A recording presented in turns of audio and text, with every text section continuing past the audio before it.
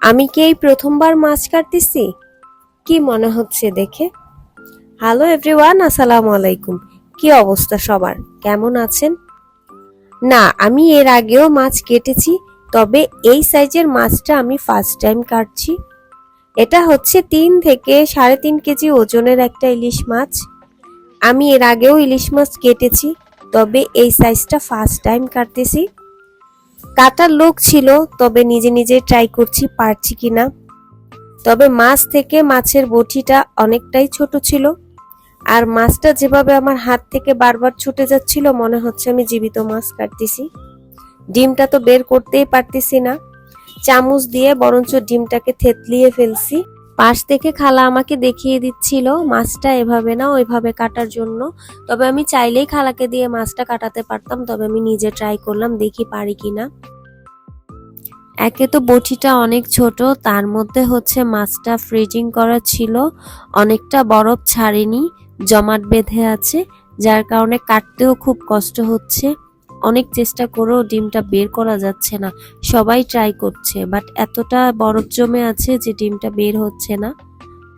মাছের পাশের অংশটা আমি আগে কেটে নিচ্ছি, তারপরে আবার শুরু করব ডিম বের করার চেষ্টা। চামচ দিয়ে অনেকবার চেষ্টা করেছি, হাত থেকে বারবার ছুটে যায়। মনে হচ্ছে আমি ভাঙচুর করতেছি, সর্বোচ্চ চেষ্টা দিয়ে শক্তি খাটাচ্ছি, কিন্তু অনেক কষ্ট হয়েছে। তারপরে মাছটা থেতলাতে থেতলাতে ছিঁড়েই ফেলছি। অর্ধেকটা মাছ যেন টেনেই ছিঁড়ে ফেলছি, তারপরও ডিমটা বের হচ্ছে না। বাকি অংশটা আবার আমি বটি দিয়ে কাটার চেষ্টা করতেছি,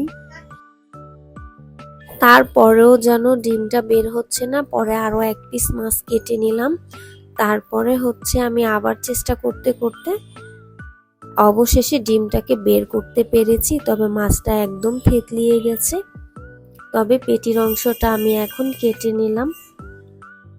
ডিমটার উপরে এত প্রেসার পড়েছে, চামচের খোঁচা খাইতে খাইতে ডিমটা একদম নরম হয়ে গেছে। তবে ফ্রিজিং করা, যার কারণে এখনো বরফটা ছাড়েনি, শক্ত হয়ে আছে। এরপর আমি মাছের পিসগুলো ধুয়ে নিচ্ছি ভাজার জন্য। তবে আজকে আমি রান্না করব না, আজকে মাছগুলো শুধু ভাজবো। এবার আপনারা বলেন, আমি কি মাছটা কাটতে পেরেছি? না, আমার মনে হচ্ছে আমি কাটতে পেরেছি। মাছটা যতই থেতলিয়ে যাক না কেন, অবশেষে মাছটা আমি সুন্দর করেই কাটতে পেরেছি। এখন হলুদ মরিচ মাখিয়ে নিচ্ছি আমি মাছটা ভাজবো বলে। তো একে একে পিসগুলো গরম তেলে আমি দিয়ে দিচ্ছি। তারপরে আমি পেঁয়াজ কুচি নিব, কারণ মাছ ভাজার সাথে পেঁয়াজ কুচি না দিলে একদমই ভালো লাগে না। তো আজকের ভিডিওটা আপনাদের কাছে কেমন লেগেছে অবশ্যই আমাকে কমেন্টসে বলে যাবেন।